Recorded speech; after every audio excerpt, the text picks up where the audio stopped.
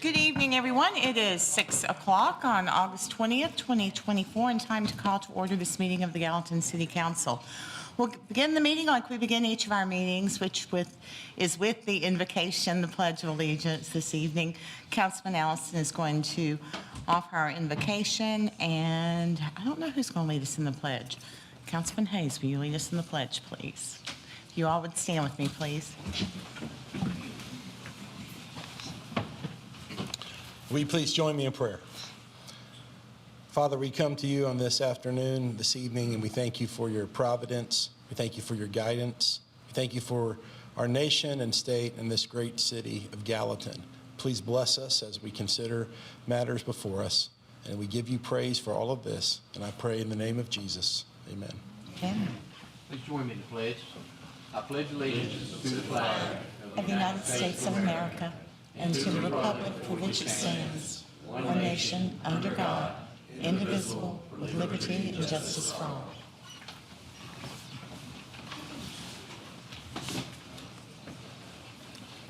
Ms. Kittrell, if you would call the roll for us, please. Vice Mayor Love is absent. Councilman Allison. Present. Councilman Carter. Present. Councilman Fan. Here. Councilman Fennell. Here. Councilman Hayes. Present. And Councilman Juvance. Mayor, we do have a quorum. Thank you so much.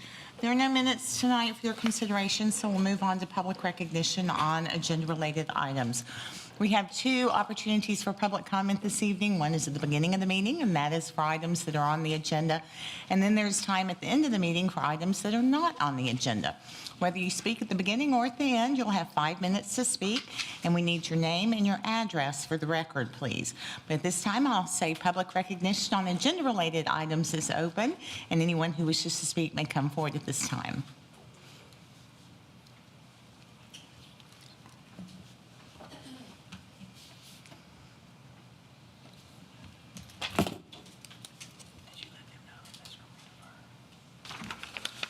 Good evening, Mayor and Council. Todd Alexander, 217 Strange Circle.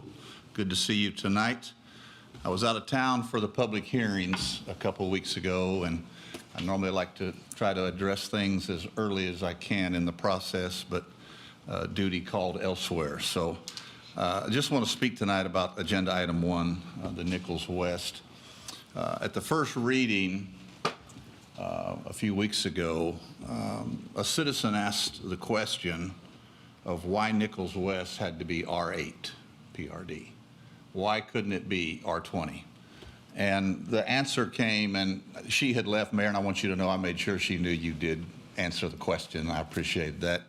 And there was discussion of square footage of lots, and we know R20, the 15,000 square foot and the 20% that the home can cover. We understand that R8 is half that at 7,000, and you can cover twice as much, 40%. We understand that.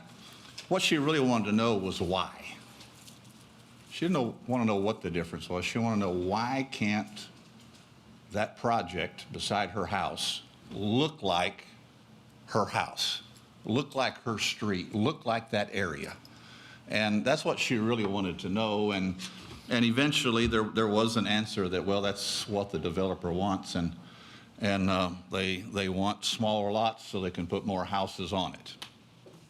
And it made me remember at the Planapalooza, but you always have to stop and spell that very slowly, the Planapalooza, that Brian Wright from the TPUDC was there, and this question came up of what if we had developers make bigger lots and these kind of things, and it came up that, well, many times there's pushback from them. They don't want that. They want smaller lots. They can get more houses, and we understand that. But Brian Wright really answered her question, and I quote him when he said, "I guarantee you, because you have the same developers building here that are building in other communities, and they are probably loving it here because their margins are higher here for the same product, because you guys don't make them do the same things that other cities do.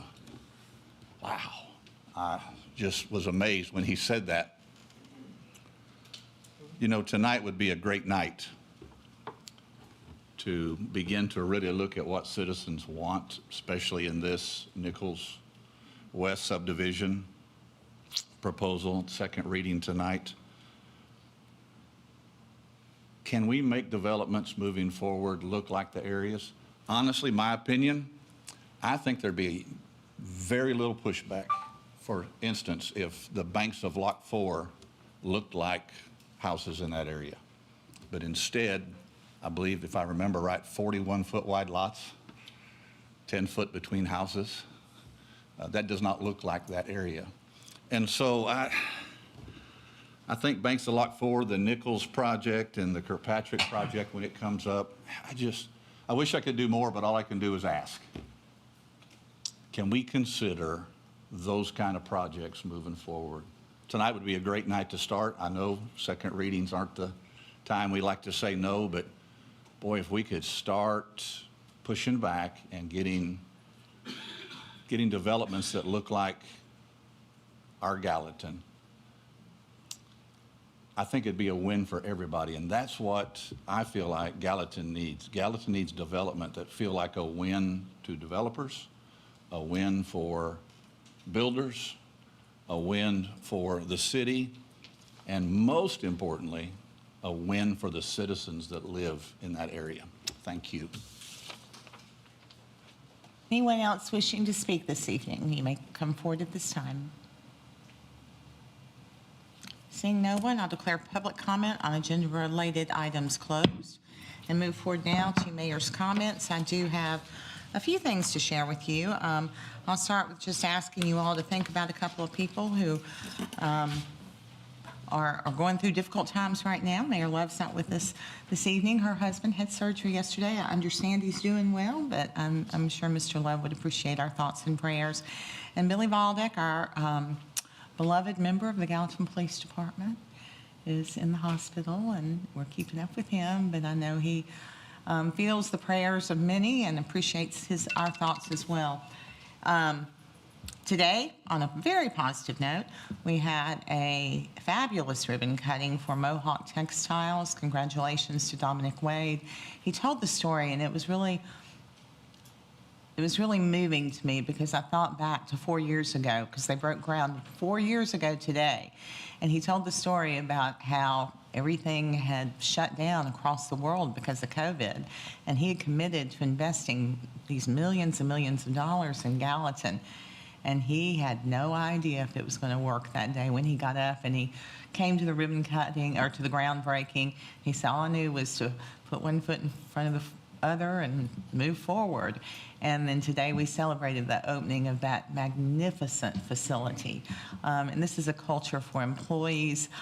You could tell just in touring the facility how valued the employees felt, how much they enjoyed their jobs. I was blown away with the level of technology that was in that manufacturing facility and the knowledge of the employees who were running these very, very complex machines, showing how this fabric that is used in airplanes and spacecraft and public safety installations and medical devices all over the world is created right here in Gallatin. So congratulations to the Wades, dream realized, and it's operating right here in Gallatin. I said in my comments today that they exemplify the Made in Tennessee brand, and they do, and the culture of their business and the fact that they are creating something all made in the USA right here in Gallatin is very meaningful to me and should be to all of us. So congratulations to them. I have a few events that I want to make sure I mention to each of you. Coming up this Friday, Good Morning Gallatin, formerly the Chamber's Government Relations meeting, is happening at the station now. It starts at 7:30, goes until 9 a.m., and Mayor John Isbell is going to be the speaker talking about Sumner County this weekend. This weekend, National Softball Tournament happening at Triple Creek Park. They've been so busy with parks over there. It's interesting to walk into the Circle K and ask what their experience has been as a new store serving all the people coming and going from that park on the weekends. Apparently, the employees of that store didn't really understand how busy that store would get on weekends when there were tournaments in Gallatin. So I think they're doing very well. That weekend is the car cruise in the upper parking lot at the Civic Center. Not in Gallatin, but I do think it's very, very significant because, again, meaningful to me, should be to all of us. But the campus groundbreaking is happening for Grace Place Ministry in Hendersonville on the 28th of August. And that is a fabulous ministry that works with women with children, transitioning them to independent living. They do a lot of great work, and I know that has been a dream of the leaders of that organizations for a long, long time, and coming to be. And so I'm going to be there to celebrate with her and with all those who are so passionate about Grace Place. On the 30th of this month, it's the Mayor's Cup Challenge, Gallatin High School versus Station Camp High School. That's going to happen this year at Green Wave Stadium. That weekend, there's another softball tournament at Triple Creek. It's the Big Bang softball tournament. And then I'll remind you that on Labor Day, most of the city offices are closed. It's also the last day that the Tommy Garrett Aquatic Facility is open for the season. But not long after that, on the 7th, is the Pawpalooza and the Doggy Paddle Pool Party. So I think that's it for events this evening. I have one that I'll mention again at the end of the meeting, the Overdose Awareness Day. But right now, we'll move on to the regular agenda. So the item, I failed to mention at the beginning of the meeting, and I should have, item number 2, which is second reading on ordinance 02407-33, which is the Preston Park condo storage, has been asked to be deferred by the owner. So without the objection of this council, we will consider it deferred. Everyone good with that? Okay, so it will be deferred to a later date to be determined. We'll go back to item number 1, which is second reading on ordinance 02407-32. And for that, Councilman Fan, you will introduce, please. Thank you, Mayor. This is an ordinance of the City of Gallatin, Sumner County, Tennessee, rezoning 53.87 plus or minus acres from the R40 low-density residential district and the R20 low-density residential district to the R8 PRD medium density. Residential planned residential development district with a preliminary master development plan for Nichols West located south of Nichols Lane and east of Lock 4 Road, authorizing the revision to be indicated on the official zoning atlas, repealing conflicting ordinances, providing for severability, and providing for an effective date zoned -2024-2020 0092. I so move. Second. A motion by Councilman Fan, a second by Councilman Hayes, opening the floor for discussion. Councilman Givant, you recognize? Thank you, Mayor. I'm not going to change what I said before. I think the reasoning to R8 PRD doesn't fit the area, so doesn't follow the intent of the zoning ordinance. And I agree with citizen comment that, that should match or near match what's around it, because it's not the fault of the people who have been living here that we come around and change their way of life. So that need to be reworked, and the zoning need to be higher, and that, and again, same thing, open space, all that stuff was not there, so I can't vote yes for that. I will be voting no. Anyone else with comments, questions? Ask, are you ready to vote on this? Okay, this is second reading on ordinance 02407-32. All in favor, please say aye. Opposed, please say no. No. Passes 5. Abstain. Oh, I'm sorry. Passes 4-1 with 1 abstention. We're skipping item number 2. We are moving to item number 3, which is second reading on ordinance 02407-34. Councilman Fan. Yes, item 3. That's Councilman Javon. No, 33. Oh, 3, okay. Thank you, Mayor. This is an ordinance appropriating $9,588 for repairs to Code's vehicle, and I so move. Second. Motion by Councilman Fan, second by Councilman Hayes. Any questions on this? Okay, second reading on ordinance 02407-34. All in favor, please say aye. Aye. Opposed, say no. Passes unanimously. Item 4, second reading on ordinance 02407-35. Councilman Carter. Thank you, Mayor. This is an ordinance appropriating funds received in the amount of $817.28 from Sumner County General Sessions Court to damage, for damage to a traffic control device. I so move. Second. Motion by Councilman Carter, second by Councilman Juvance. Opening the floor for questions or discussion. This is second reading on ordinance 02407-35. All in favor say aye. Aye. Opposed say no. Passes unanimously. Item 5 is second reading on ordinance 02407-36. Councilman Fennell. Thank you. Thank you, Mayor. This is an ordinance amending Gallatin Municipal Code, Chapter 5, Building and Building Regulations by adopting the 2024 International Code Council Model Codes and other related matters. Motion to approve. Second. I have a motion by Councilman Fennell, second by Councilman Allison. Opening the floor for questions or discussion. Councilman Juvance. Thank you, Mayor. First, I want to thank the code for sending us the comparison on what's around us. I have no problem with anything, and I have no problem with trying to make things safer, but I think we need to find a good balance and reducing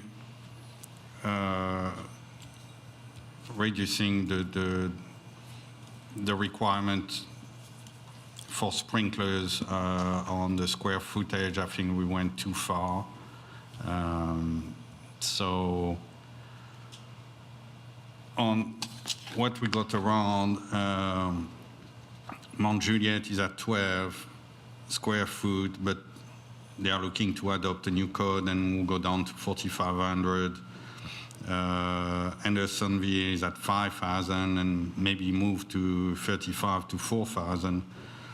And Collierville is at 3,500 and we were at 5 and want to go to a lot less than that. So I think if we put the too stringent contingency on there, we have a chance to lose some business. So I don't like the amendment to go that low on a square footage. I don't know what you guys think, but maybe you could chime in. Can I question? Have you talked to Mr. Stewart about that?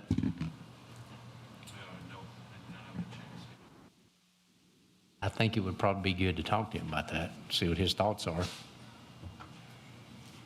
I can say that I spoke with a few people about it. I don't see the greatest value in the 1,500 square foot difference. I think the opinion of our fire chief is that more people's lives would actually be protected if we were putting the same kind of requirements on sprinkler systems, to which I immediately responded, I don't want a sprinkler system in my house. It feels very, very restrictive when you move it down to 3,500 to me for commercial. Not a lot of people dying in fires in 3,500 square foot buildings, and they're mostly new construction. This is my opinion. And, the old buildings, like the ones on the square, is where we would have had the concern, and we've made great progress with those buildings. But with new construction, obviously we don't want loss of property, but the number one thing we don't want is loss of life. And just not, I feel the same way that you do, Paige. I don't think I'm articulating myself well, but thank you. I will make a motion to amend it and keep it at 5,000 square foot instead of 3,500. The sprinkler on restriction. the sprinklers, yes, on the commercial side. For an amendment for keeping it at 5,000 rather than reducing to 3,500.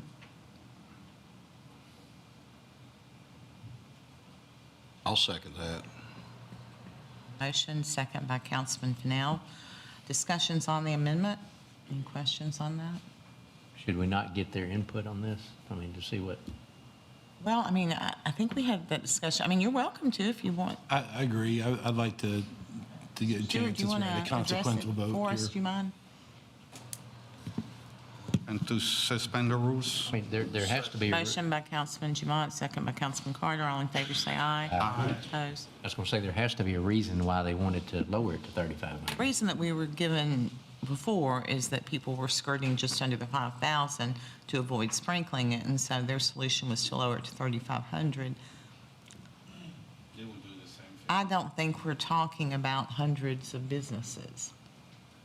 Well, there's lots of things that went into this. It's not just the square footage of the buildings. An example is a 4,000 square foot building for an assembly is going to exceed the 300 people occupancy load. It's going to have to be sprinkled anyway. The storage buildings, 2,500 square feet by code, has to be sprinkled. There's many different things in the code. We picked the 3,500 after talking to Collierville in depth about it.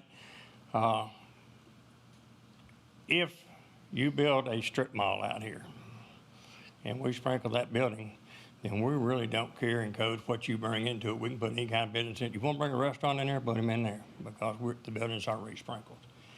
If you looked at the comparisons that Mr. Howell gave you, retrofitting a building is going to cost you a considerable more amount of money.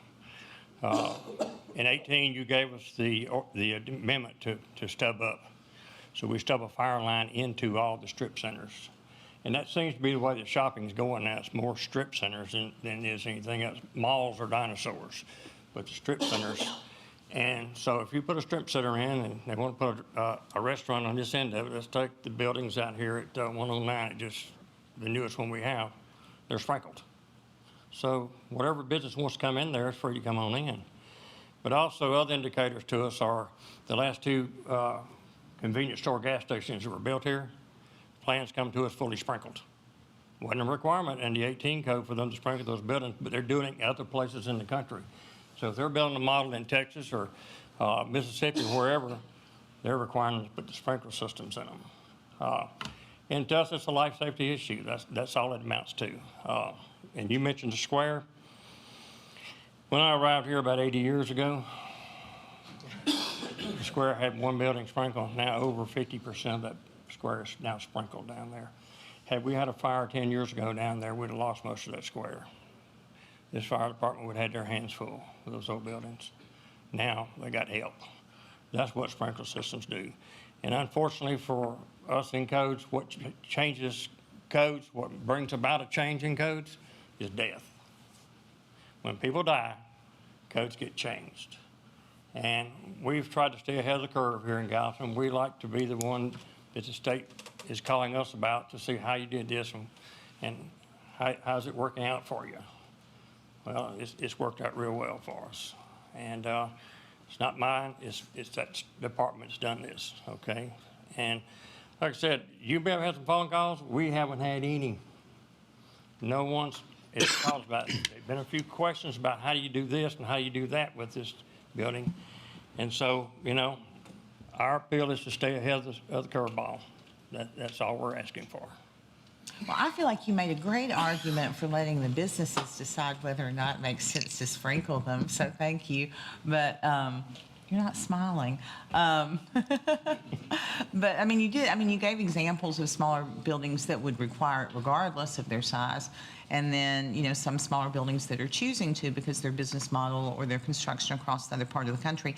My concern is really more about probably the small independent business owner who has some kind of niche business that, I don't know, maybe has a lot of paper files and I don't know. I don't know who would be opposed to it, but I know that I have had several concerns, and I typically don't hear from people about much, so. We know that, daycare, schools, those places have to be sprinkled by code, okay? But also there's other things in the code. If you come to us with a building here and you can give us good, reasonable reason not to sprinkle, we have other avenues to go to with firewall construction, alarm systems, and different things here. That's happened to us for the past 6 or 8 years here. We have to sit down and take a long look at it and work through it. That's what the pre-apps are all about. That's what the discussions are all about. It's not a hard fast. This is our standing rule. Now come to us and what are you doing here? What is your use of the building? Understanding that if it turns over, then it could go the other way. But we have other tools at our disposal. It's just that, like I said, it's a life safety issue to us. Eventually, the code's going to change. Other departments are already looking at lowering theirs. The council did a great thing when they dropped it from 12 to 5. That was a great move for the city of Gallatin. So we've had a lot of buildings, a lot of businesses have come in, and those buildings are very useful for years and years and years, no matter what wants to move into them as a business moves out. But typical, my saying is, a shoe store, been around for a long time, decides I'm retiring, selling my store, and a restaurant wants to move in, and we got a big retrofit going on for that building. So the determination is upon you. We've asked, and we accept whatever you give us. Chuck, if a building is on fire and they got these sprinkler systems, if it's a fire just in one room, is that sprinkler system designed just to go off in that one room, or does it go off in the whole building? That one room. In that one room? Yeah. And have you seen have you seen fires that has occurred that the sprinkler has actually took care of the fire, or is it enough water, enough pressure in the right place? Do they actually work what we would think they would do? I think that's a question for Chief Beeman to answer. He's the one. Well, he's standing right here. You have a shadow. I've got Mr. Stewart. Councilman Fennell, you're correct. That the sprinkler system only activates the heads that are required to control the fire. You see a lot of times in Hollywood where in an action movie, someone activates a sprinkler system and every head in the building activates, and it looks like it's just a deluge of water. They're only designed for usually 1 or 2 heads to activate. In most situations, it's just 1 head. And versus having total destruction in that area, 9 times out of 10, there's very little fire damage. You have the water, but the counterbalance is if you understand fire development, fire theory now, fire used to double every minute in size. Now it doubles about every 30 seconds. Where we used to see average ceiling temperatures in a room that was fully involved with fire when I first started was about 1,800 degrees. Now we're seeing ceiling temperatures approaching 3,000 degrees. Why? It's the modern construction materials, modern furnishings, polyesters, polyvinyls. Think about this, your average lazy boy recliner in your living room. The foams, the synthetic materials, the synthetic leather, that has the equivalent of 50 gallons of gasoline of stored energy when you burn that. So your couch is about 100 gallons of gasoline. When you get into a commercial occupancy, and Mr. Stewart's correct, this is designed to minimize loss. And I like to say this, let me think of Chick-fil-A. And I apologize, I can't remember if Chick-fil-A is sprinkled or not. Most of them are across the country. Think about this. If we have a fire in the middle of the night, Chick-fil-A, that building's closed for 3 to 6 months. Because by the time in the middle of the night, by the time the fire's detected, by the time we arrive on scene, it's going to be anywhere from 6 to 12, sometimes 15 or 20 minutes, because it depends on when the fire is detected. All right, the building will be a total loss by the time we get there because of how fire develops in today's environment. If you had a sprinkler system, 1 head activates, it controls almost 99% of the time, extinguishes the fire. We arrive, we handle what is little left from the fire, we help with water runoff, and the building's opened up 3 days later. So what we also like to look at too is we protected the occupants, the customers, the employees. We also protect the city's financial investment because that business stays open and we're receiving tax revenues as well. If we didn't have the sprinkler systems and those buildings did experience a fire, the city loses that revenue in addition to the higher risk to the occupants while the building's occupied, And then after hours, it's like almost having a firefighter on standby in the facility. We have many times, we've in several cases recently in our apartments where one sprinkler head extinguished a fire in a second or third floor unit. This is several times been the daytime, sometimes at night, and when we get into response, and again, delayed response, versus losing an entire building or half an apartment building and displacing so many residents, all we did was clean up water, and everybody was back in their apartment in less than 48 hours. So in addition to life safety, there's also the financial aspect that we look at as well from the fire service and from codes is to be good stewards of both being advocates for safety and then also being advocates to maintain our financial revenues and our streams. And it goes hand in hand both directions. But the sprinkler systems are essentially a firefighter on standby. And when you look at like residential sprinkler systems, and I'm a huge advocate for that. Tennessee is the 9th worst state in the country for fire deaths. We're in the top 10 for the number of people that die in fires. But we see most people die in residential fires. If we were looking at a residential code, and Mr. Stewart can back me up on this, it's much cheaper to install it on the front end than retrofitting it. It's about $1.25 a square foot in the front end. So if you're looking at a 3,000 square foot house, $3,250, and I'm doing some rough math in my head. That is a very cheap level of protection that you put inside your house. And with today's PEX piping and everything else, there's no extra risk from a water leak. It's the same essential 13D system. I almost said 13R. I'm dating myself on fire codes. That 13D system, you have no extra risk than your water pipes running to your second floor sink. So I hope that answers your question, and I digress a little bit toward the residential side, but that's something maybe in the near future we can talk about. But if there's any other questions, I'll be more than happy to answer them about sprinkler systems and what they can do for us. Wow, what knowledge you have got. Yeah. That's what I was trying to say. Other questions from this body? I got one. Did I understand this right? Let's just take a 3,500 square foot building. It can depend on what's in that building, whether they have to sprinkle it or not. That's correct. We will sit down with people if they have a plan. I'm trying to think of a building. Okay, I can give you a building over here. Public Works over here. The what we call the Ronnie Stiles building. The first building on the left there. When he built that building required sprinkling system. They came back, we worked on it, put 2-hour firewalls in to segregate sections of it off and did some things to reduce it down, and therefore they alleviated a sprinkler system in that building. But with this, the code would require it, and depending on who's making the determinations, they may or not. That was my next question. Will that be decided by an individual or a committee? It would be codes and, the codes department, whomever that may be at whatever period in time. They would normally bring an architect engineer in to work with us and sit down with us and give us a plan that meets UL listings to compensate for that. What about storage buildings? Over 2,500 square feet, got to be sprinkled. Thank Texas for that. Years ago, they got that in the codes because your household goods are in this one, his lawnmowers and gas cans are in the one next to it, so they decided to sprinkle storage. The cost of the sprinkler systems has decreased over the years, and it hasn't went up.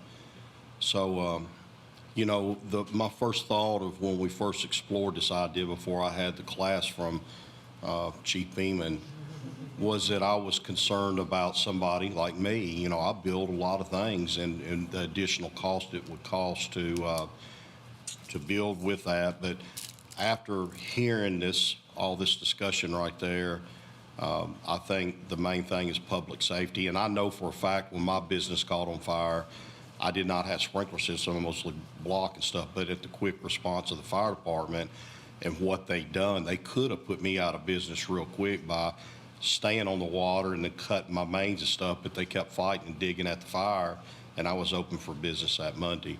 With what has all been said and my rethinking this, I withdraw my second.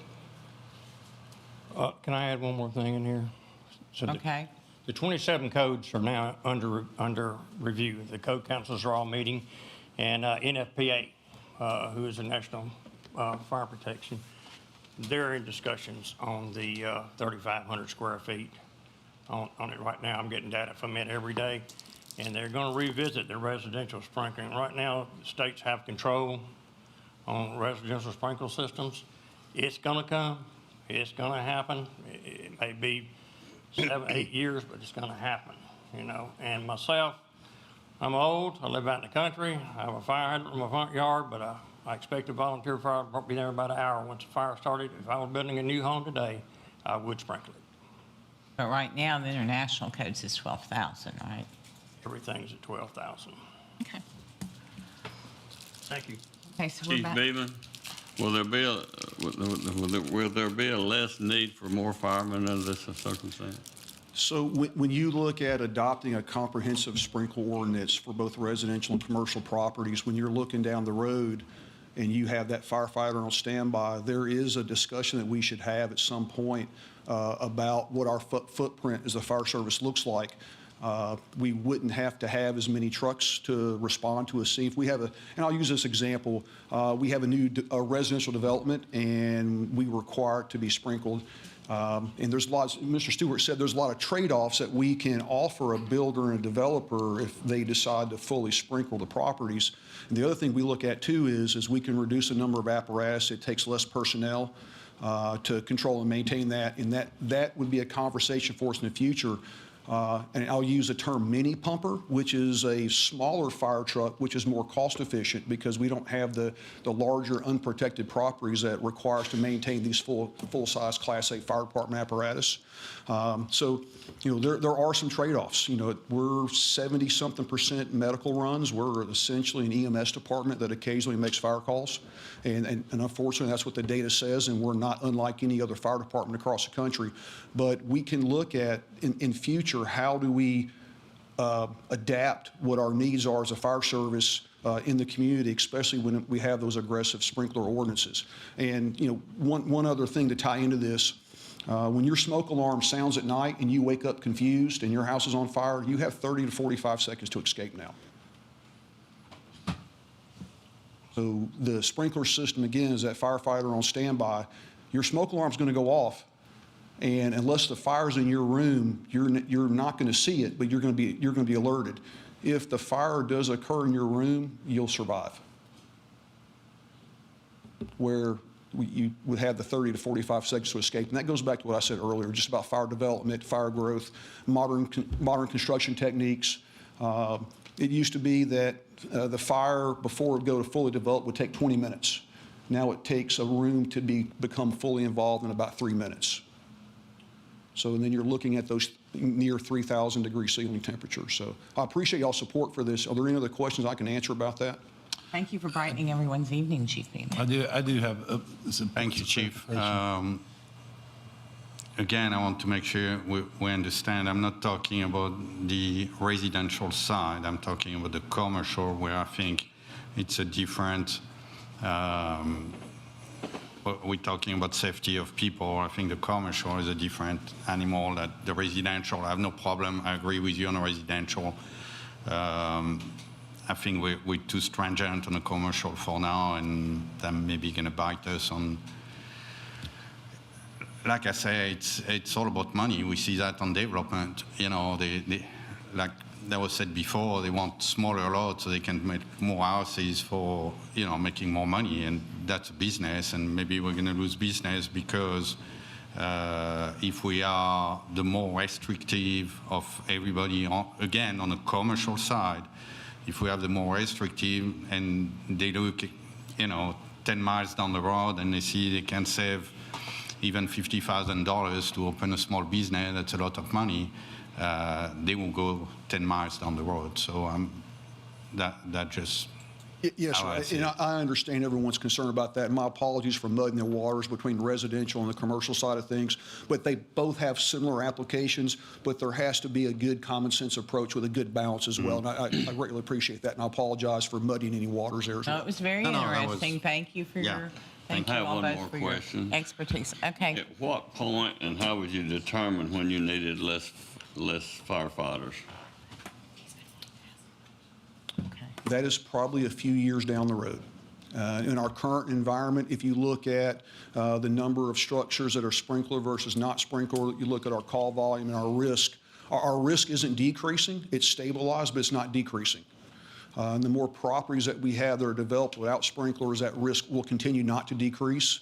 So when you ask the question about fewer staff, the call volume's still going up. We're still seeing, again, that percentage leaning towards the EMS side, but the risk from fire is not decreasing. But you add more properties, and I can't say we're going to respond to more. Generally, your target rate for like a residential home is that 30-year mark where you start seeing things change from low risk, medium risk to a higher risk, and that goes back to property maintenance, maintenance of the home, and other things that the homeowner, electrical systems, aging equipment, aging HVAC, aging electrical services. So when we start looking at that 30-year target, when we're looking about and thinking about sprinkler systems, we should be thinking about 30 years down the road for that too, because that's when we start seeing that risk really increase. Back to your original question though, I don't see us in the near future, less than 10 years, not seeing our staff need to grow. But when we look beyond that, and as we stabilize and consider adopting that more aggressive sprinkler ordinances, both residential and commercial, that's when we'll start seeing the decrease in need to a point for some staffing, and it could be just how we respond in our response model to those structures as well. You could see a possible savings long-term. Well, some of the long-term savings will be the apparatus. Some of the apparatus, we won't have to spend the $1 million fire trucks anymore, and we spend $500,000 on a fire truck. Thank you, Councilman Fan. Councilman Allison has a question he would like to ask. And my questions keep growing as theoretical suggestions are coming being forward. the key word. So I do need some clarification because, and I'm looking at, if I'm reading this correctly, section 5-59, amendments to International Residential Code. And it's saying that if one or two family dwellings have a separation distance 12 feet or less, so that is, we are voting on more than just commercial then, right? Or if I'm reading this incorrectly.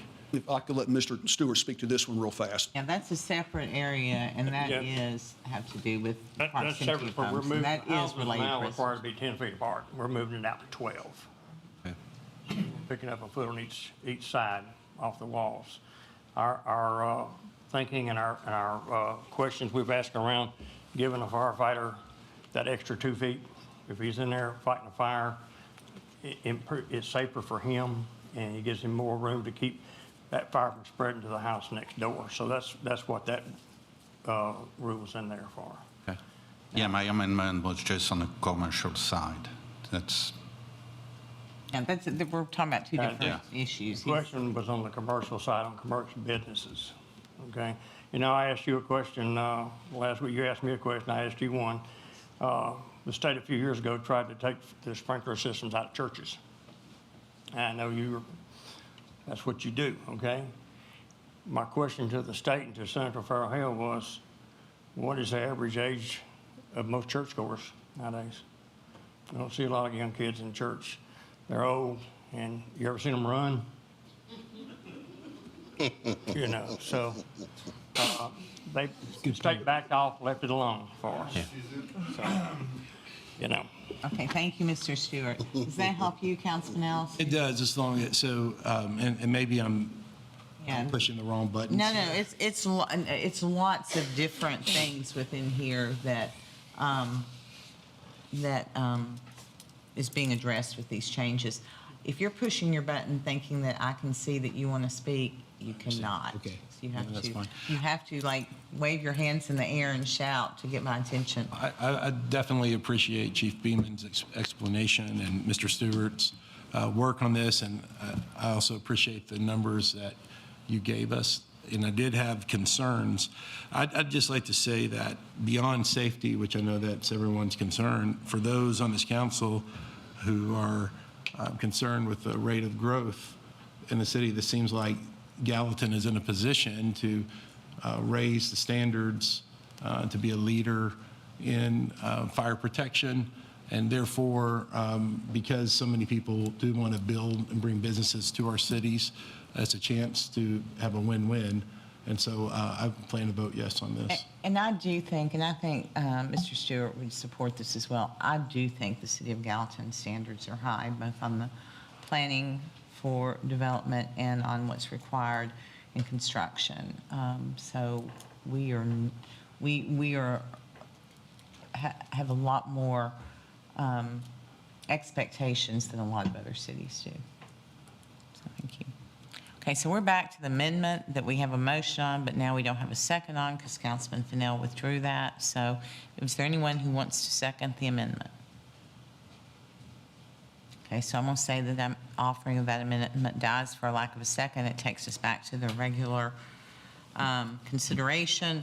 And this is, just to remind you all, we're on item number 5, which is second reading on ordinance 02407-36.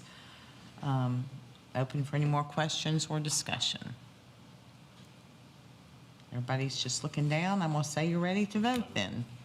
So this is second reading on ordinance 02407-36. All in favor indicate by saying aye. Aye. Opposed indicate by saying no. It does pass unanimously. Item 6 is second reading on ordinance 02407-37. Councilman Hayes. Yeah, this is an ordinance amending the Gallatin Municipal Code, Chapter 9, Fire Protection and Prevention by adopting the 2024 International Fire Code and other related matters. Motion to approve. Second. Motion by Councilman Hayes, second by Councilman Fennell. Opening the floor for questions and discussion.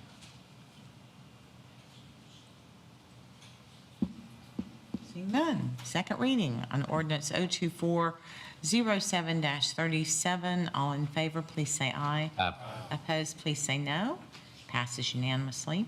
Item 7 is second reading on ordinance 02406-29. Would you take that, please, Councilman Hayes? Yeah, this is an ordinance requesting election for citizens to determine whether to more adequately fund city services in the city of Gallatin by a small increase in sales tax of 1/2 penny per dollar. Motion to approve. Second. Motion by Councilman Hayes, second by Councilman Fan. Opening the floor for discussion. One of the things that we do need to make a determination on is how the question would read on the ballot. I am passing to you all now what the question was for Hendersonville and then kind of what I'm suggesting, but I'm open to better verbiage or certainly Ms. McCauley telling me that's not how it can be on the ballot. But just trying to, I want to be pretty clear to people who are seeing it when they go to vote. So the first one on here is what Hendersonville had. Ms. McCauley? I guess my question would be, are you going to restrict this to parks, roads, and public safety only? Because that's the way that it reads to me. So I just don't want you to, I don't care how you do it, that's the, whatever this body chooses to do, but I want us to be transparent with the citizens that are voting. If they think they're doing this and it's only going to go to parks, roads, and public safety. That was, That a question I just want us to had. be clear and The problem is ask the finance director if Yeah. that's possible to track. that was the problem before, and while we could put that amount in a certain fund for those specific uses, but the reality is that that's where the money is going to go, but I really don't want the work to have to be done to specifically track that and demonstrate that. Yeah, that's, It's a lot of work. but how are we gonna make sure that's how the money is gonna be used and for that if we don't put that? That's my concern. If we tell the people because that's what we say, it's more adequately fund city services because we need that. Well, we could say You could something say simple as city that. services such as. Yes. That would be better. That would So be we better. could say for the purpose of increasing investment in city services such as, is that too verbose for the ballot? No.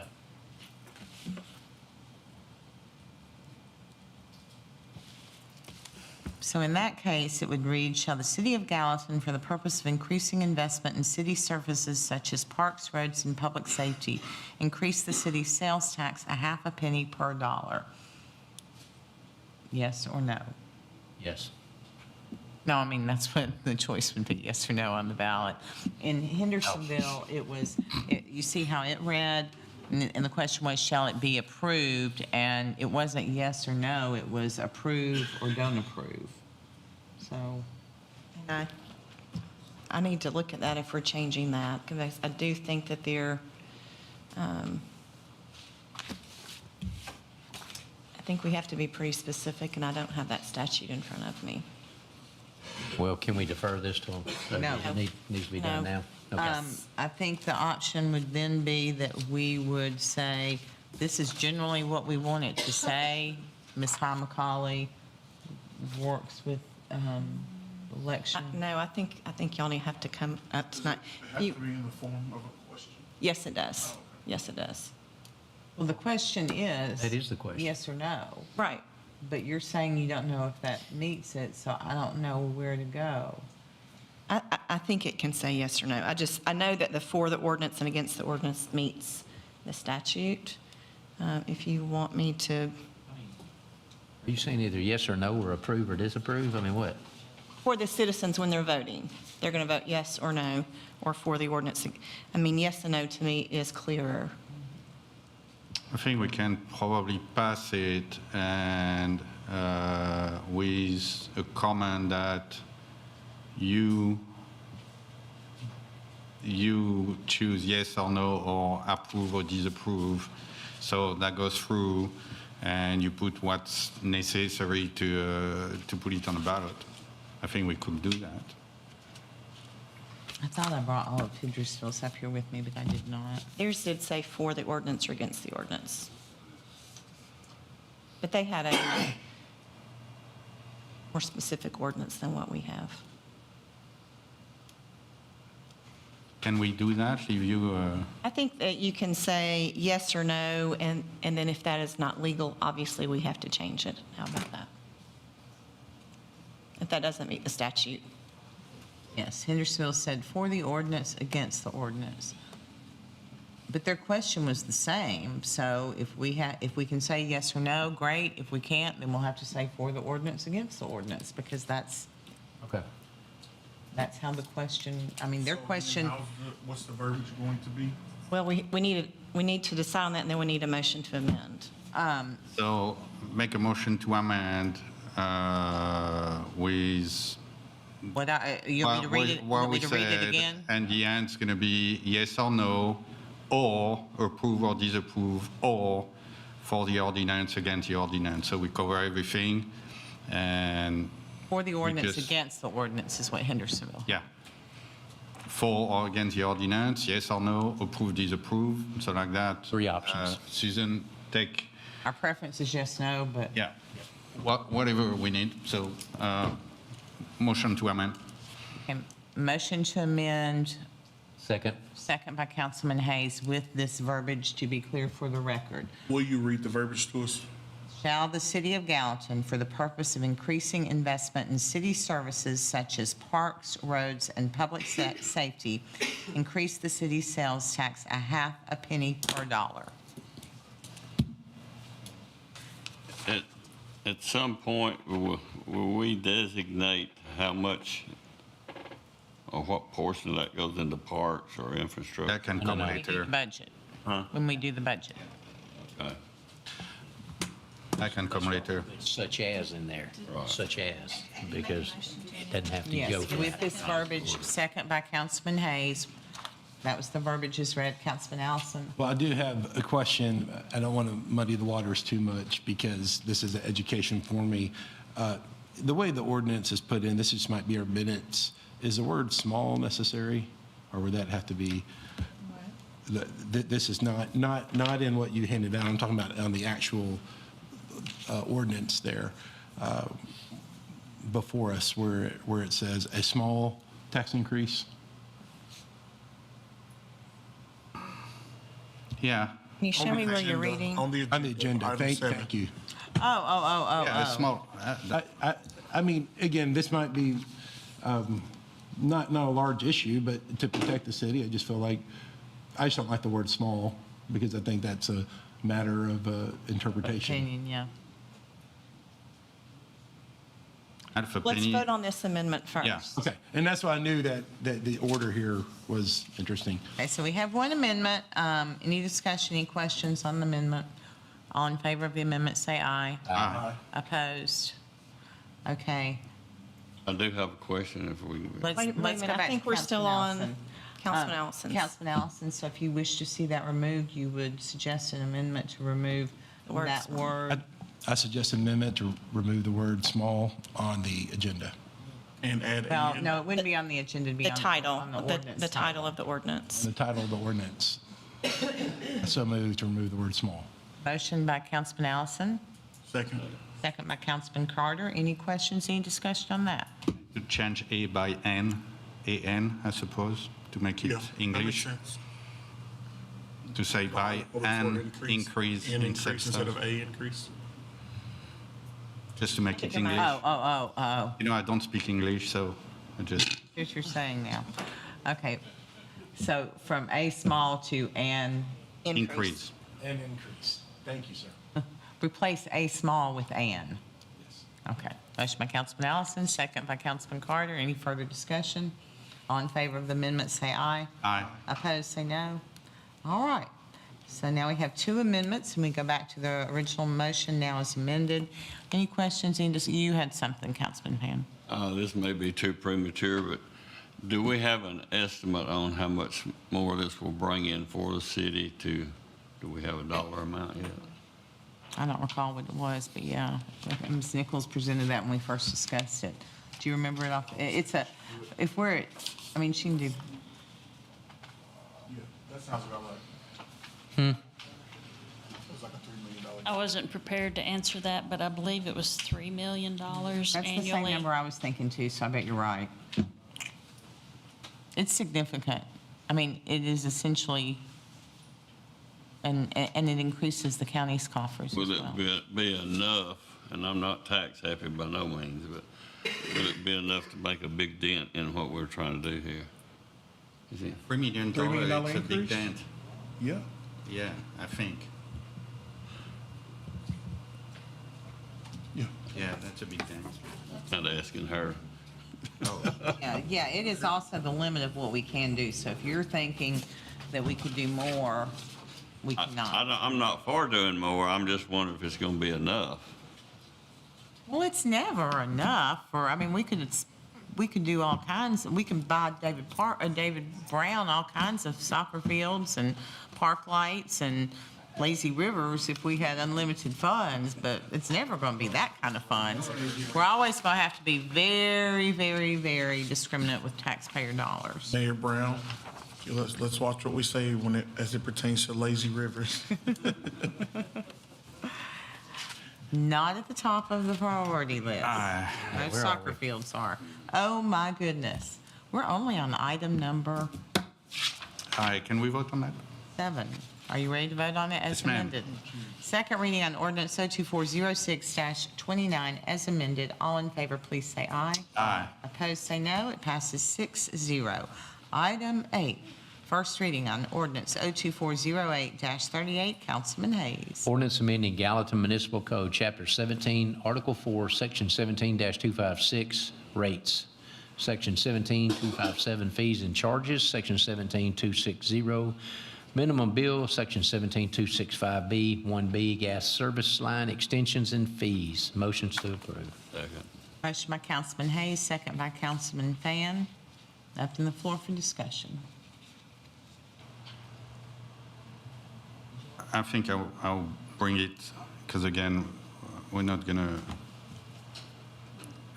put everything together, but I'll bring later still the Westmoreland stuff, so, but I'll bring it on. That's a different Yeah, financial I don't want to package, if you will. kind of link to it, but different, so. This relates because it will impact that as well, but it- And something I just want to say that because I got plenty of phone call and people wondering why their water bill when we vote for, because it's Orlink, is different. I think we need probably do a better job at put, They're going to put an explanation Yeah. on the next utility yeah, bill. and do that for that too. Yeah, If y'all remember, I brought that up to David Kellogg last week. yeah, he was To make sure very, that he does do that, and he said he would. So Yeah. we brought that up last week. and so he said that explanation would be on the next bill, so. Yeah. Yeah, I mean, I even was like, what on earth? Even though we had voted for it, I didn't understand because the way it looks like one's gone up and the other's not, so. Okay, anyone else? First reading on ordinance 02408-38. All in favor, say aye. Aye. Opposed, say no. Passes unanimously. Item 9, first reading on ordinance 02408-39. Councilman Allison. Ordinance appropriating $30,000 from Project Woolhawk for Building Codes Department expenses. So moved. Egges, second. Motion by Councilman Allison, second by Councilman Javance. Opening the floor for questions, discussion. Councilman Allison, just for the background information on this, Project Woolhawk is what became Facebook. And instead of some structure associated with their fees, they paid a flat amount each year to fund our development departments because of dedicated employees that were serving to cover their construction, if you will. And so those funds at times are asked for to help fund needs in those departments, and that's what this is. Questions, discussion? Okay, first reading on ordinance 02408-39. All in favor say aye. Aye. Opposed, say no. Passes unanimously. Item 10 is first reading on ordinance 02408-40. Councilman Fennell.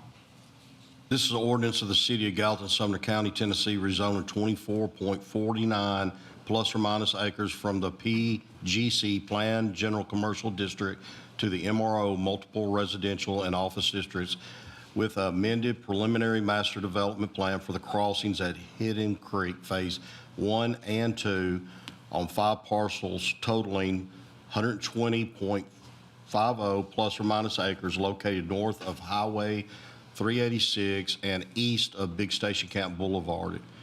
Authorizing the revision to be indicated on the official zoning atlas, repealing conflicting ordinances, providing for severability, and providing for an effective date.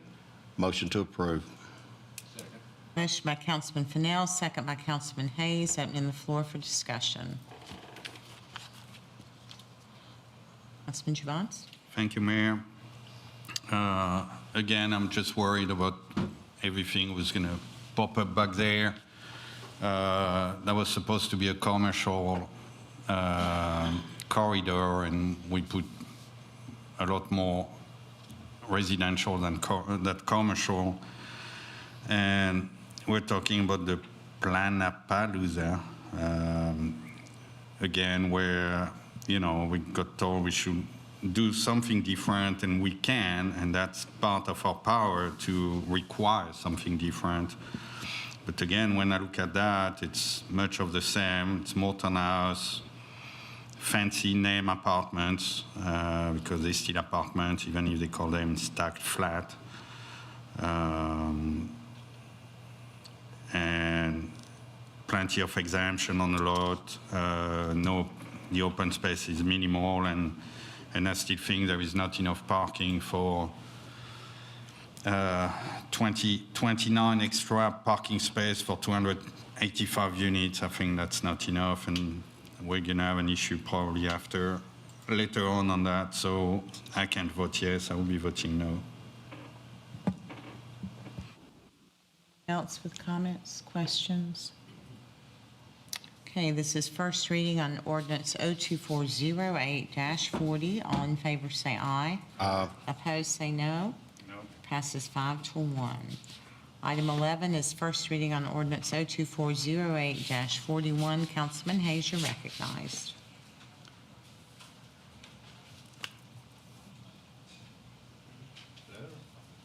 No, sorry. 11. Number 11, ordinance of the City of Gallatin, Sumner County, Tennessee, rezoning 47.51 acres from the SP Specific Plan District to the MRO Multiple Residential and Office Plan Unit Development District in Greensboro Village, PUD, and the Preliminary Master Development Plan PUD amendment for a multi-tenant retail development totaling 56.47 acres located east of Greenlee Boulevard and north of Nashville Pike, authorizing the revision to be indicated on the official zoning atlas, repealing conflicting ordinances, providing for severability, and providing for an effective date. Motion to approve. Second. Motion by Councilman Hayes, second by Councilman Fennell. Opening the floor for discussion. Thank you, Mayor. I'm all for that. The only stuff I want to make sure, because they told us that, but I want to make sure it's on the record, is that because we rezone MRO, there will not be any residential development on that parcel on the back end. So they told us they will not do residential, but I want to make sure, that's what's going to happen. That's all. That's just a comment. I'm not sure which parcel you're speaking of. I'm confused. On phase 2, after. Okay, fine. Okay. Questions, comments? Okay, this is first reading on ordinance 02408-41. All in favor say aye. Aye. Opposed, say no. Passes unanimously. Y'all are getting quiet. Passing caffeine around. No. Very excited about that one, for sure. Item 12, first reading on ordinance 02408-43. Councilman Allison. Appropriating $20,000 from revenue received from the TLETA cost-sharing grant for vehicle replacement. So moved. Motion by Councilman Allison, second by Councilman Givance. Any questions, any discussion? Okay, it's first reading on ordinance 02408-43. All in favor say aye. Aye. Opposed, say no. Passes unanimously. Item 13 is first reading on ordinance 02408-44. Councilman Carter. Thank you, Mayor. This is an ordinance of the City of Gallatin, Sumner County, Tennessee, rezoning a 0.286 plus or minus acre lot from the R10 medium density residential district to the R6 high density residential district located south of West Eastland Avenue and east of Pafford Place, authorizing the revision to be indicated on the official zoning atlas, repealing conflicting ordinances, providing for severability, and providing for an effective date. I so move. Second. Motion by Councilman Carter, second by Councilman Givance. Any questions, any discussion? Okay. First reading on ordinance 02408-44. All in favor say aye. Aye. Opposed, say no. Passes unanimously. Item 14, resolution 02408-64. Councilman Allison. A resolution authorizing the City of Gallatin to apply for Blue Cross Healthy Place grant. So moved. Second.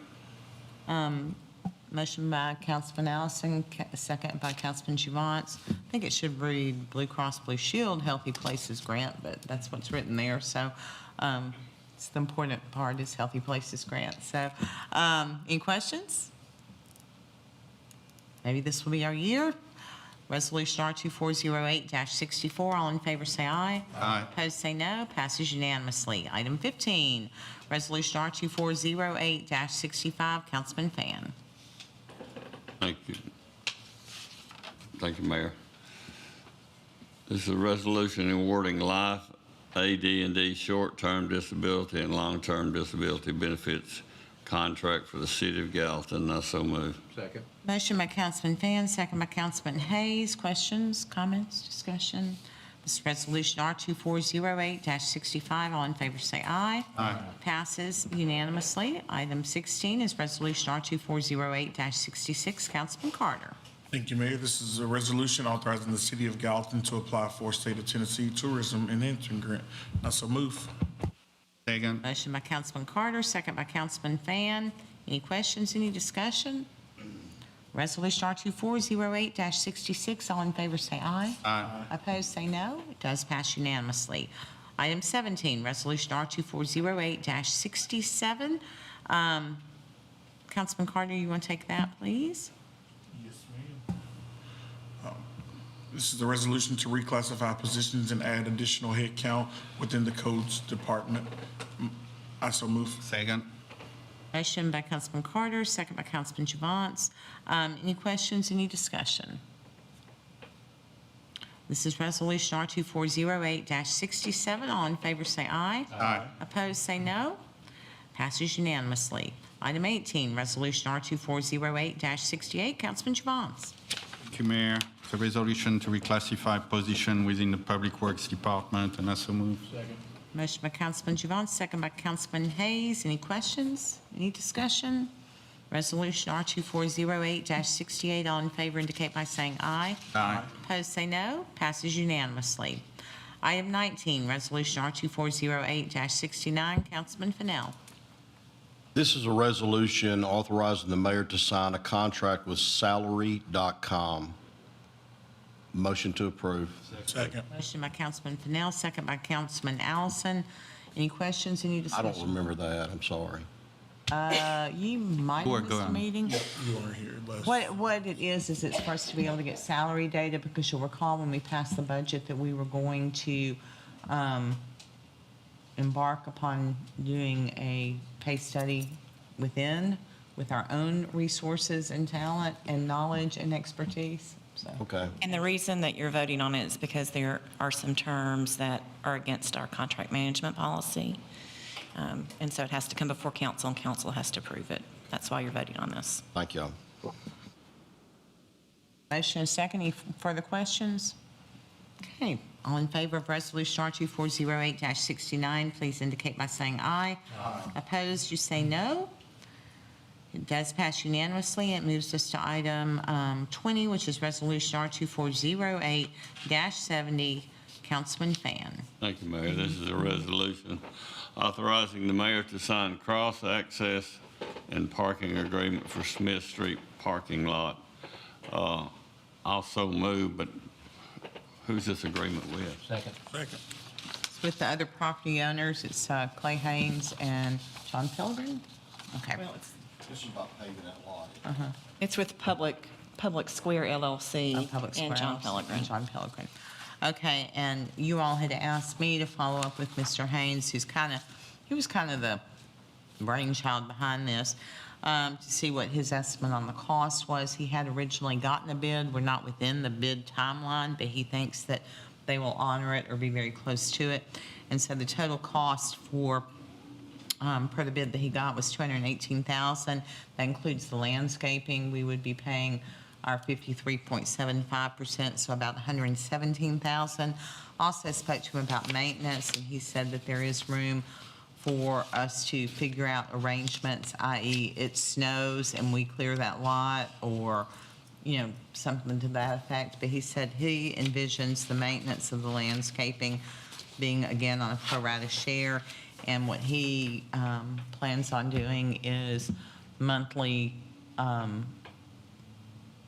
twice a year, mulching and cleaning the beds, and then blowing and cleaning up once a month. Quick run by the landscaping company, so. Thank you, Mayor. Any further questions, thoughts, concerns about that? We'll probably have the best-looking parking lot over there in all of downtown Gallatin. We'll not love our City Hall parking lot after that happens. All right, now we're going to vote. This is Resolution R2408-70. All in favor say aye. Aye. Opposed say no. Passes unanimously. That concludes the regular agenda. It brings us to other business. I have a couple of things. One is the Sumner Prevention Coalition. I can't remember if it's been for the last couple of years, but I know they did it last year in front of City Hall on Overdose Awareness Day. They held a short program out front with a speaker and people doing like flags to recognize loved ones who had passed away from overdose. I've told them they can do that, but I think I should also get this council's support of that, and so I would ask that you support us doing that in front of City Hall. Doesn't take any city resources, just using that space out there. So moved. Motion by Councilman Hayes. Second by Councilman Javance. Any further questions, discussion? I would invite you all to be there. It was pretty powerful last year. All in favor, please say aye. Aye. Opposed, say no. The other thing is that we have upcoming census banners and signs that we want to spread about the community. And the city, we have, we're forever going around picking up signs and telling businesses they can't have the things flying in the air, and we're not going to do any of those. But the city does allow for signs for public purpose. And so the way the code reads, it is with the mayor or the council's permission. I would like to have both. So I'm asking this council if you all will support us putting out yard signs and banners to advertise the census so that we can help people know what they need to do to get counted in the city of Gallatin. Motion by Councilman Van, second by Councilman Carter. Any questions, any discussion? You can have yard signs you can give to private entities to put them on their property, because What now? are we going to have yard sign that people can come and put in their yard? Oh, yes. And we are having some Spanish language signs as well. A lot of the larger signs will be on Gallatin public property, but we will also be reaching out to some privately owned property where we think is good to reach out to people. I have a big space on Longolo. We can put one there. I bet you know lots of great sign locations. I know. Councilman Carter's agreed to hold a sign up down on the corner down there. Twirl it, twirl it, twirl it. I don't think we'll allow Sounds good. Let's work. that is not allowed by the ordinance, even with mayor and council permission. I have a motion and a second. All in favor, say aye. Aye. Opposed, say no. Does pass unanimously. Ms. Hamacali? I have an answer on, I was able to find the statute during the meeting. We do have to say for or against on the sales tax. We can't say yes or no. It has to be for or against. And of course, that's the only one we didn't put in. Did we put for or against? I don't think. It almost seems like it We should be a put yes, question. no. Did we put for or against on the options? I don't think. We said for the ordinance or Yes, no, Against the or ordinance. approve. So I think maybe we should revote, I don't want there to Yeah. be any questions. I make an amendment. Challenged. I make a motion to amend that we put for or against. Well, I think we Just a need choice. to, we've already voted on it, so we're going to have to, let's go back and add the option for against. How about that? Motion to reconsider. we Make need motion to reconsider. Motion to reconsider by Councilman Juvance. This is item number, Number 7. Item number seven, second reading on ordinance 02406-29. Motion to reconsider by Councilman Juvance, second by Councilman Carter. That then brings us to it. Make an amendment All in to- fa- Yes, sorry. So all in favor of reconsidering, please say aye. Aye. Opposed, say no. We go back to item number 7, which was second reading on ordinance 02406-29. Open the floor for an amendment. I make an amendment that the choice will be for or against. Motion by Councilman Juvance, Second. second by Councilman Carter. Any questions? Can you read what that would be? Read what Because it's going to say? She now has Yes. it. Shall the city of Gallatin, for the purpose of increasing investment in city services such as parks, roads, and public safety, increase the city sales tax a half a penny per dollar for against? well, I'm not the lawyer here, but I know, I I mean, think every wording would be helpful to the citizens. If I don't disagree with you. I mean, because to me, Hendersonville's kind of is the same thing. You're asking a question, but then the answer is for or against. So to me, it should be like a statement that says the if city you're of saying, Gallatin. here's the ordinance for or against, not yes or no. instead of saying So the way, yes, exactly. So instead of Exactly. saying shall, it should just say the City of Gallatin for the purpose of, and then you vote for or against. Let me look at the statute But again. it may Could be be a that you question. have to put it in the form of a All of these question. last-minute changes, let me I'm make so sure. sorry. Just need to leave it like that. Yeah, we do. We can That's it. educate people, yeah. Just leave it. What you're saying, you're for the question or against the question. You're not answering the question. I agree with you, but I mean, it's, yeah. I feel like this could be But I contested. often feel that way when I'm voting on things and on the Here, ballot. let me say, the County Election Commission shall hold an election on the question pursuant to 2-3-204, providing options to vote for or against the ordinance or resolution after the receipt of a certified copy of such ordinance or resolution, and a majority vote of those voting in the election shall determine whether the ordinance or resolution is to be operative. So, yeah, with that in mind, as stated, this is a question, not an ordinance, in my opinion. Well, we do have an ordinance. This is our ordinance. It has to be by ordinance. Yeah, I'm saying the wording of it. It just doesn't translate to referendum well. But I mean, I trust your judgment, the judgment of our lawyers.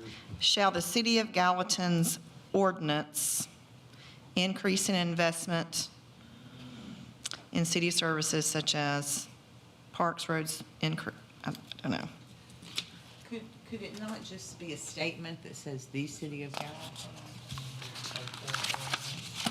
Trying to get to that. Sorry. That was my good suggestion. Tonight is our last night that we have to vote on this. I know. So- That's why we're waiting. Let's make it simple. Let's Leave it how it vote on the is. amendment. I know, that's what I'm saying. What? Just make it simple, leave it like it is.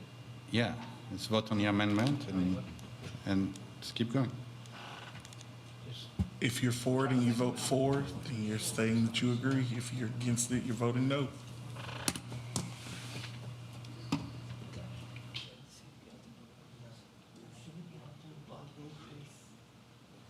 Can't get to I can't get to the Leave it like it statute. is. Leaving it like it is. Well, I think if you leave it like it is, I think we're okay. I don't know if it has to be a question or not. That's what I'm trying to look up. What you read, I say question, so. But people will understand it. Yeah, I think it's us overcomplicating it. I don't think it will be for everybody. And I also think that people will reach out and ask questions. Well, I think we're going to have to do a whole lot of work if you want this to pass also. We've got to do a lot of marketing, and I think Henderson's passed pretty easily. they did theirs. A lot of work. Did a lot of work, and they did theirs much sooner. Portland has tried this several times, and it's failed every time.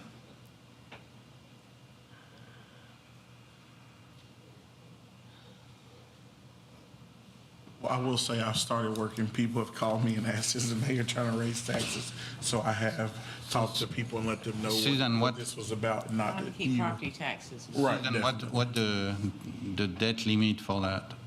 I'm sorry? What are deadline on the debt side? Tomorrow. Okay.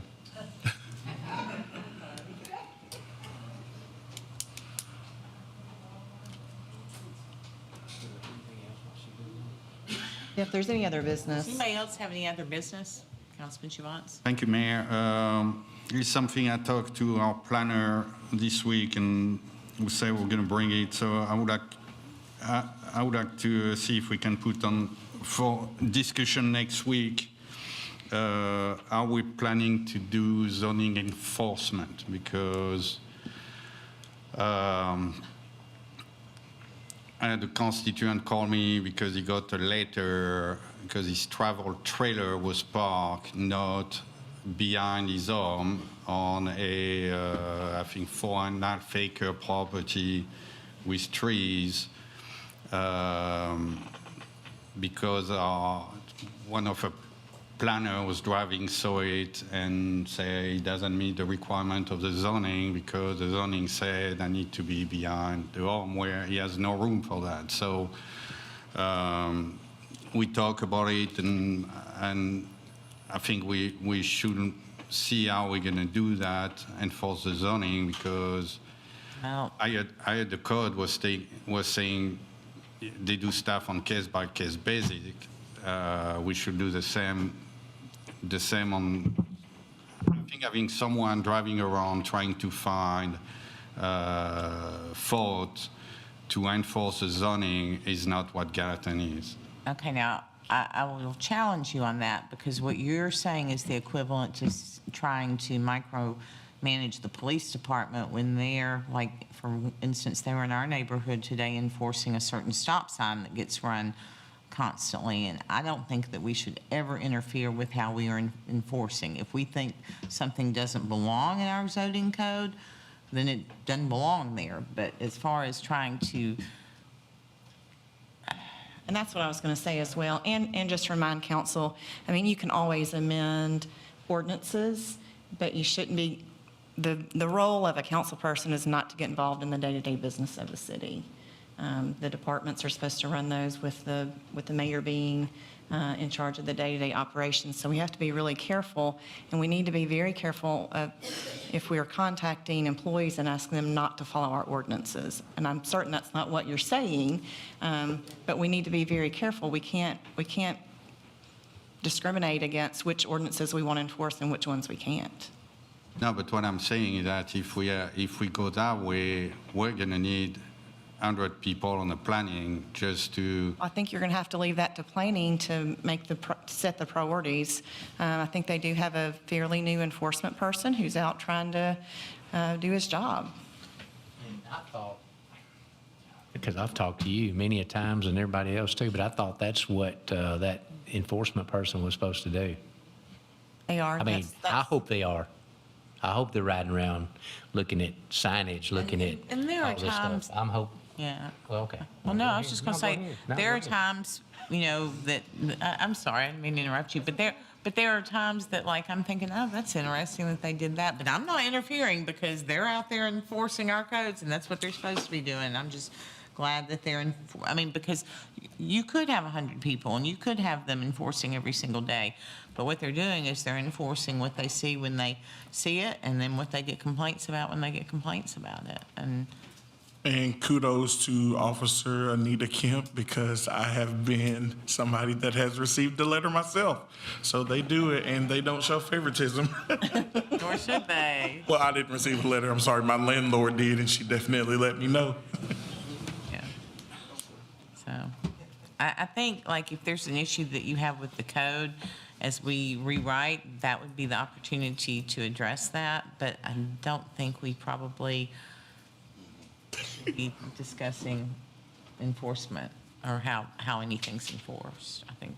And two, I will say I've known Anita like pretty much my whole life. So it didn't matter to her. Well, she didn't know I lived there, but it didn't matter to her that it was Councilman Carter's house. Nor She was should it. Forcing the rules. Or should it? Good job. Did you find anything? Huh? Did you find anything? Yes, so I think we suspended action on that. It has to be a question. It's required to be a question, Gotcha. which is why. So let's go back to, we have the amendment. The amendment. We haven't voted yet on the amendment, I don't think. Yeah? We did? We voted on the amendment? No, No, we haven't voted on the amendment yet. we just voted on whether to reconsider. And so then we were And I made an in amendment. discussion on what the question, what it should say on the ballot. I thought. I make an amendment, we had a second, we didn't vote on it. Yeah, the amendment was offered that it say for or against? Yes. Okay, for or against, and then we kind of left it because we had the question. Okay. Okay. Ms. Kittrell, can you confirm we had a motion and a second? Yes, I have excuse me, I have a motion to reconsider that we have a vote on, and then I have a motion and a second for the wording for or against, but no vote. At this time, we will vote on that with Do you want me to read the question again? one more time. Yeah, you did, we good. Okay, I just want to make sure everyone knows what they're voting on. This is pretty important. Okay, so all in favor, say aye. Aye. Opposed, say no. It does pass unanimously. I was going to try and be funny and say In favor, say for. Opposed, say against. So, anyway. Okay, that is taken care of. We're back Now on we other need to vote on business. amend motion now. Huh? Don't we need to vote on amend motion now again? Because I reconsidered amended. it. What's already passed. You did a motion to reconsider. Was your reconsideration of the entire ordinance? Then if so, yes, you would have to vote on the entire ordinance. Tell you what, let's just be safe. Yeah, let's do it. Motion by Councilman Juvance. Second. Second by Councilman Carter. Motion as amended.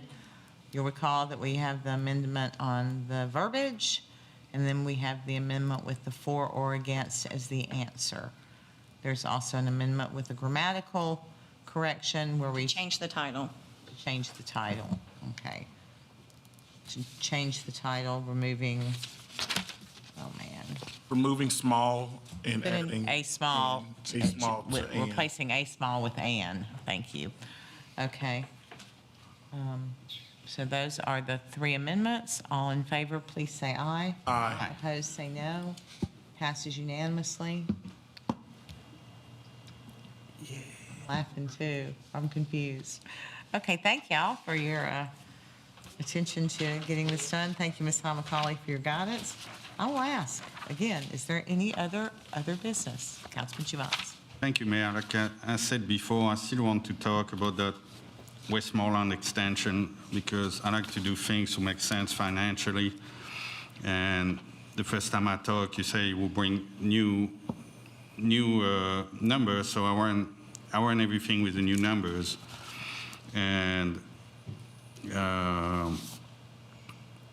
because I'm number and business oriented,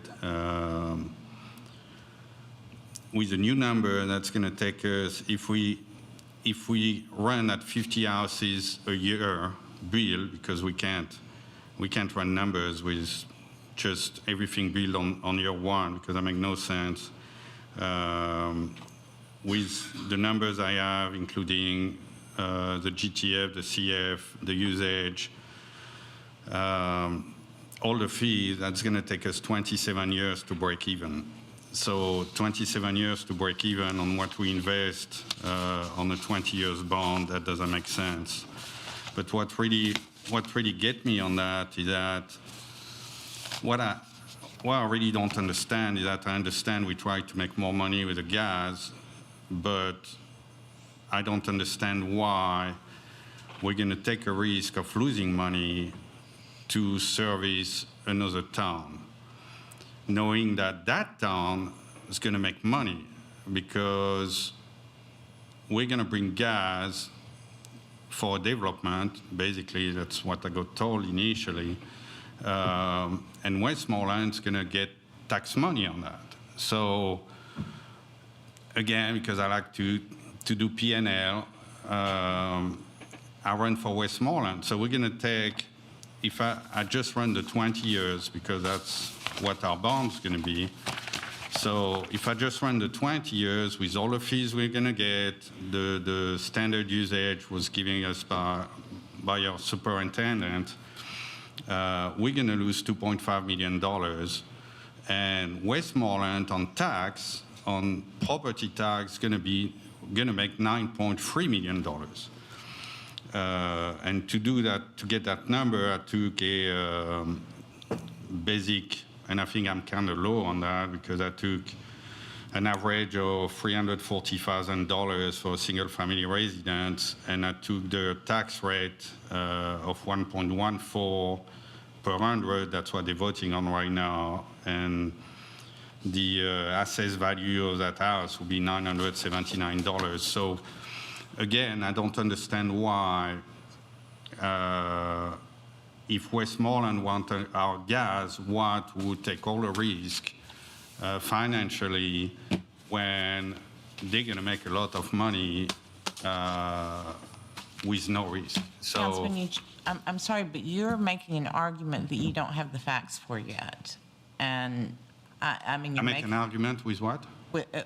Again, you're making an argument with facts that you don't have yet. You are making lots of assumptions and we do not have the information. As we have said, we're waiting on what the numbers are going to look like for the project and how we're looking to structure to make sure that Gallatin is whole for us to do this. We're not, I think Mr. Kellogg said we'll see it in the next few weeks, and then we can argue it when we have the complete information before us. But Sure. I'm just I mean, I know it's very obvious that you have absolutely no support for doing something that benefits our neighbors, but I think it's very valuable for many reasons. But, you know, that's what we will debate as we get more information and have discussions actually relevant to this project, because we really haven't even discussed what it is, what it looks like, how it benefits, and who it benefits. It's just kind of been thrown, you know, that it's coming kind of thing. All right.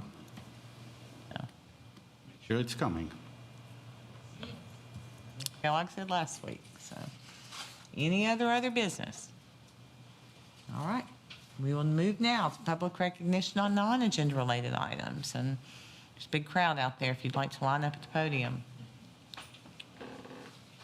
Those of you at home, I'm joking because the crowd is pretty much all left at this time. Good evening, Mayor Brown, and to our council. A. Michael Clark, 923 South Westland Avenue here in Gallatin, Tennessee. As we know, a couple of months or so ago that I put in my bid to run for city council when Ms. George stepped down, and we found out that on that night that the districts has changed, and I was in District 1 instead of District 2. We're thankful for the councilman that is in that district, and he has our full support. In the same note, while I was getting signatures and everything, there were a lot of people on my signature list that used to be in District 1 that is no longer in District 1. I take my own responsibility for not looking at the geographics a little better. Wasn't any surprise to me, though, when I went in to hand in my paperwork that there was a councilman there at the voters registration office that decided to tell me that I wasn't there on time. I believe you all have already addressed this about zoning, that I don't believe that a councilman or woman should interfere with the voter registration of those women that have been working there for many years that just told me to come on in, that the time was okay, and stamped it. I have been a supporter of the city council for over 20 years, no matter who was in office. Everybody that I've come in contact with in these last few weeks have been very kind, very cordial, very supportive. Anything that you all could ever ask me to do, whether I like you or not, was find it in my power to do it. But I do not believe that anybody should be inside the voter registration office, yelling across the office, making decisions for whether it's the citizen or the women or people that are working in that office. God bless you. God bless the rest of the council. Thankful for all of you all that help make this city run. God bless. Anyone else wishing to speak this evening?